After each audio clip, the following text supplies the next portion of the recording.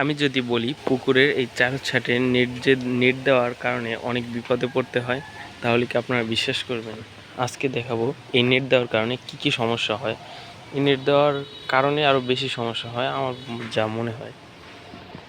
আমরা যে এই নেট দেই, হ্যাঁ, এই নেট প্রথম কিছুদিন যাবত, যেমন 2 থেকে 3 মাস ভালোই থাকে, মাছও ভালো থাকে, কোনো সমস্যা না। কিন্তু যখন কিছুদিন যাওয়ার পর এই নেট টপকাইয়া হয়তো বা মাছ আসবে, বা যেভাবে হোক ছিঁড়ে নেট কোনো রকম ছিঁড়ে ফেরে নেটের এই পাশে মাছ আসবে। হ্যাঁ, এই পাশে আসার পরে এই সমস্যাটা বাড়বে। এই পাশে যেহেতু মাছগুলো আসছে, এরা খাবার সব সময় ভিতরেই দেওয়া হয়। এরা যখন বাইরে আটকা নেটের, এরা খাবার খেতে পাচ্ছে না। এই কারণে দেখা যায় মাছগুলো ছোট সাইজে, ছোট অনেক। তখন যখন আবার পানি কমানো হয়, তখন আবার এই মাছগুলো এখানে আটকে থাকে।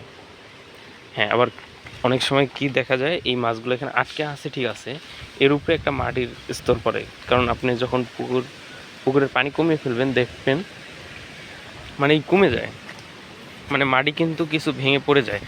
এই কারণে এই বেশি সমস্যাটা হয়। আর একটা জিনিস, পুকুরের চারপাশ যদি পরিষ্কার না থাকে, সেখানে কিন্তু কখনো মাছ হয় না।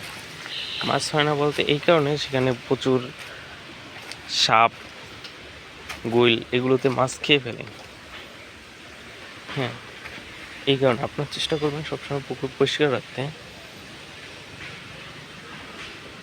এবং আপনাকে এর আগের ভিডিওতে আপনারা দেখেছিলেন কেন আমাদের এই পুকুরের পানি কমাতে কতগুলো সমস্যা হচ্ছিল। ওই যে দেখতে পাচ্ছেন সাপ, দেখতে পাচ্ছেন কিনা জানি না, এই যে সাপ, এরকম প্রচুর সাপ আসে এই জায়গায়।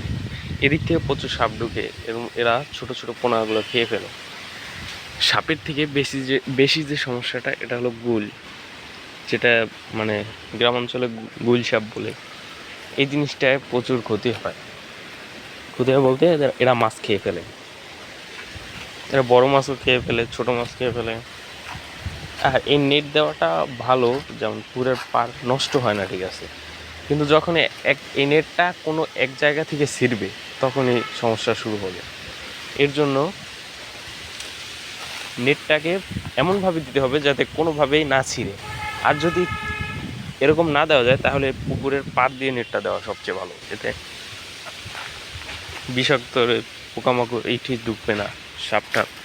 আর দেখতে পাচ্ছেন আকাশগুলো কি সুন্দর আজকে, আকাশটা মাশাআল্লাহ।